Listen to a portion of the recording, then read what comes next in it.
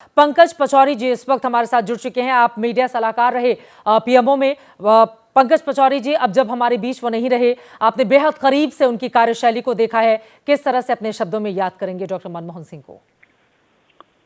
बहुत दुखद दिन है हमारे लिए, और सिर्फ मेरे लिए ही नहीं, हिंदुस्तान के लिए बहुत दुखद दिन है, और मेरे ख्याल में उन सब लोगों के लिए बहुत दुखद दिन है पूरी दुनिया में, जो ये चाहते हैं कि विकास जो है उसके साथ में लोगों का समावेश होना चाहिए। जिस समावेशी विकास की हम बात करते हैं, इंक्लूसिव ग्रोथ की, और मेरे ख्याल में उनकी सबसे बड़ी लेगेसी हमारे लिए यही है कि उन्होंने एक तरफ जो आर्थिक विकास जिसकी बात कर रहे थे अभी जयराम रमेश, उसमें वो टेक्नोक्रेट थे, लेकिन वो टेक्नोक्रेट ही नहीं थे, वो विजनरी थे।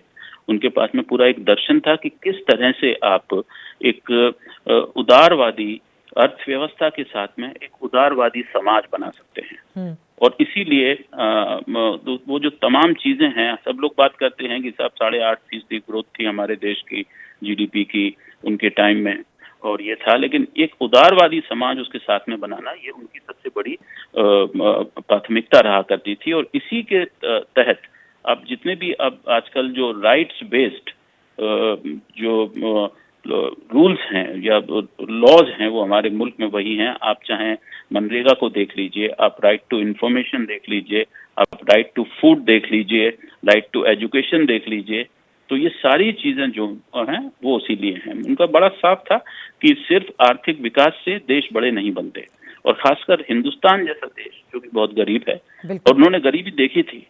उनके पास जूते नहीं थे जब तक वो स्कूल कॉलेज में नहीं पहुंचे। एक बार बताया उन्होंने कि किस तरह से मेरे पास जूते नहीं थे, और जब वो नए शहर में गए तो उनको मामा ने या चाचा ने, उनके अंकल, उन्होंने बोला था कि उन्होंने मुझे जूते दिलाए। तो उन्होंने वो गरीबी देखी, उस गरीबी को जिया, और उस गरीबी से सिर्फ खुद ही नहीं, सभी जो हमारे मुल्क के लोग हैं उनको बाहर लाने की वो कोशिश करते रहे जिंदगी भर, और काफी हद तक उसमें वो कामयाब रहे, क्योंकि उनकी जितनी भी नीतियां थी, चाहे वो फॉरेन ट्रेड के बारे में हो, चाहे वो एक्सपोर्ट बढ़ाने के बारे में हो, चाहे वो मैन्युफैक्चरिंग को ठीक करने के बारे में हो, और खासकर आईटी जो रिवॉल्यूशन जिसकी हम बात करते रहते हैं हिंदुस्तान में, ये एक बहुत बड़ा उस समय था कि जब कई लोग कह रहे थे कि साहब इनको टैक्स जो है वो हॉलिडे दिया गया था आईटी वालों को। कई लोगों ने कहा कि काफी बड़ा वो होगा, लेकिन देखिए आज वही आईटी है जिसके कंधे पर खड़े होके हम विश्व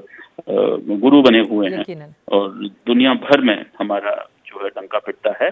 लेकिन सिर्फ आर्थिक सफलता से उनका बड़ा साफ था, अच्छे समाज नहीं बनते, और उस समाज को उदारवादी होना चाहिए, उस समाज में सबके समावेशी होना चाहिए। जो एक उनका एक वो था इंक्लूसिव ग्रोथ का जो नारा था, वो सब उसे उसके बारे में बात करते हैं, लेकिन उसके बारे में काम जो किया उन्होंने वो किया। मैं तस्वीर देख रहा हूँ आपके चैनल पर एंजेला मर्केल की।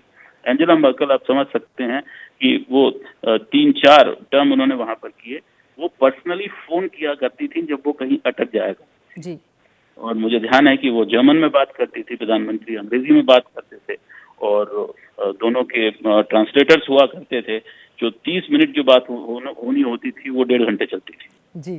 तो ये उनकी एक छवि और ये उनका कद दुनिया भर में था कि जब बड़े बड़े नेता अटक जाते थे उनसे बात करते थे। ईरान के जो नेता हैं खामेनी साहब, हमें ध्यान है कि 15 मिनट के लिए हम गए थे उनसे मिलने के लिए जी। और मीट एंड ग्रीट का प्रोग्राम होता है जब आप तेहरान में गए थे वहां नैम की मीटिंग में, तो 15 मिनट का प्रोग्राम में का मुझसे 45 मिनट हो गए, तो सब बाहर हम कहने लगे कि भाई क्या हो रहा है।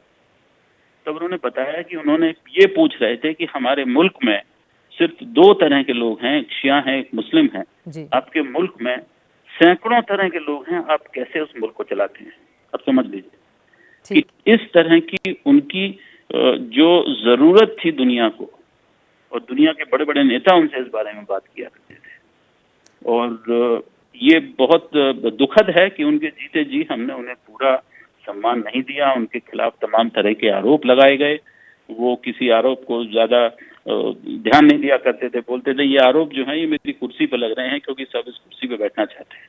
बिल्कुल। तो आप समझ सकते हैं कि ये पर्सनल, वो कहते थे कि मेरा पर्सनल और प्रोफेशनल जो है वो अलग अलग है। और मजाक में उड़ा दिया करते थे जब भी मैं जाया करता था कि इन्होंने ये लिख दिया, उन्होंने वो लिख दिया। ये सब चीजें हैं। और उनकी जो कोऑर्डिनेशन था, चाहे वो यूपीए के दलों से हो, चाहे वो कांग्रेस पार्टी में हो, चाहे वो उनके कैबिनेट कोलीग से हो, हमेशा कहा करते थे I am first among equals. बिल्कुल। यानी कि ये नहीं कहा करते थे कि मैं ही एकमात्र, क्योंकि मैं प्रधानमंत्री हूँ, मैं सबसे बड़ा नेता हूँ, नहीं। वो कहते थे हम फर्स्ट अमंग इक्वल्स। हमेशा मुझसे कहा करते थे go to other leaders, senior leader, talk to them, learn from them. जी। This whole thing for him was basically never to teach.